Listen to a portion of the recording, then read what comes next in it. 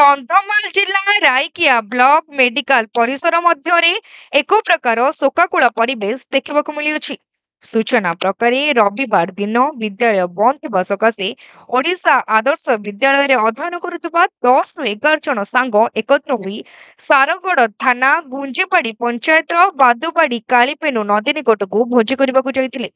ଭୋଜିଭାତ ସକାଶେ ପାଣିର ଆବଶ୍ୟକ ପଡ଼ିବାରୁ ଆଭ୍ରାଂଶୁ ଶେଖର ପ୍ରଧାନ ପାଣି ଆଣିବା ସକାଶେ ଯାଇଥିବା ବେଳେ ଦୁର୍ଭାଗ୍ୟବଶତଃ ତାଙ୍କର ଗୋଡ଼ ଖସିଯିବା ଫଳରେ ନଦୀ ଗଣ୍ଡ ଭିତରକୁ ଖସି ପଡ଼ିଥିଲେ।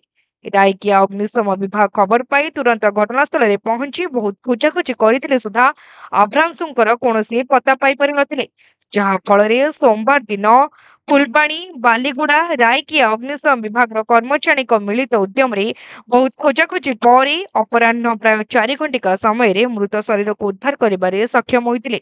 ଘଟଣାସ୍ଥଳରେ ପୋଲିସ ଶବକୁ ଜବତ କରିବା ସହିତ ଶବ ବ୍ୟବଚ୍ଛେଦ ସକାଶେ ରାଇକିଆ ଗୋଷ୍ଠୀ ସ୍ୱାସ୍ଥ୍ୟ କେନ୍ଦ୍ରକୁ ପଠାଇବା ସହିତ ମୃତ୍ୟୁ କେଉଁଭଳି ଭାବେ ଘଟିଲା ତାହାର ଅଧିକ ତଦନ୍ତ କରୁଥିବା ଦେଖିବାକୁ ମିଳିଛି। ମୃତକ ଜଣକ ରାଇକିଆ ବଡ଼ପଟା ସାହିର କୃଷ୍ଣଚନ୍ଦ୍ର ପ୍ରଧାନଙ୍କର एकमात्र पुत्र ବୋଲି ଜଣାପଡ଼ିଛି। ଆଉ ପିଲାମାନେ ଯାଇଥିଲେ ତ ବଣଭୋଜି କରିବାକୁ କାଲି। ଆଉ ପାଣି ଆଣିଲା ସେ ଗୋଡ଼ ଫୋଡ଼ ଖସି ଯାଇଛି, ସେ ଏମିତି ହେଇକି ନିଖୋଜ ଥିଲା।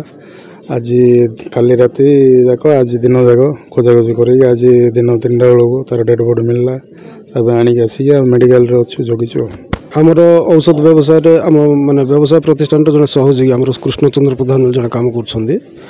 ତାଙ୍କର ପୁଅ ଗତକାଲି ତାଙ୍କ ସାଙ୍ଗମାନଙ୍କ ସହିତ ବଣଭୋଜି କରିବାକୁ ଯାଇଥିଲା ଗୁଞ୍ଜିବାଡ଼ି ନିକଟସ୍ଥ ବାଦୁବାଡ଼ି ପାଖକୁ। ସେଠି ସେ ନାଳକୁ ଯାଇଥିଲା, ସେଠୁ ପାଣି ଆଣିଲା ସମୟରେ ଗୋଡ଼ ଖସି ଯାଇକି ସେ ନାଳରେ ନିଖୋଜ ହୋଇଯାଇଥିଲା। ଗତକାଲି ଆମ ରାଇକିଆ ଫାୟାର ଷ୍ଟେସନ ବାଲା ଯାଇଥିଲେ, ବହୁତ ଖୋଜାଖୋଜି ମଧ୍ୟ ତାର ସନ୍ଧାନ ମିଳିନଥିଲା।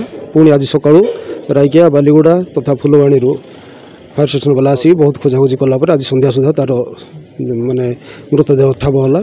ତାକୁ ଆମେ ଧରି ଆସି ବର୍ତ୍ତମାନ ରାଇକିଆ ଗୋଷ୍ଠୀ ସ୍ୱାସ୍ଥ୍ୟ କେନ୍ଦ୍ରରେ ପୋଷ୍ଟମର୍ଟମ ପାଇଁ ଅପେକ୍ଷା କରୁଛୁ। ରାଇକିଆରୁ ନୃସିଂହଚରଣ ଦାସଙ୍କ ରିପୋର୍ଟ, ତୀର୍ଥକ୍ଷେତ୍ର ଲାଇଭ୍।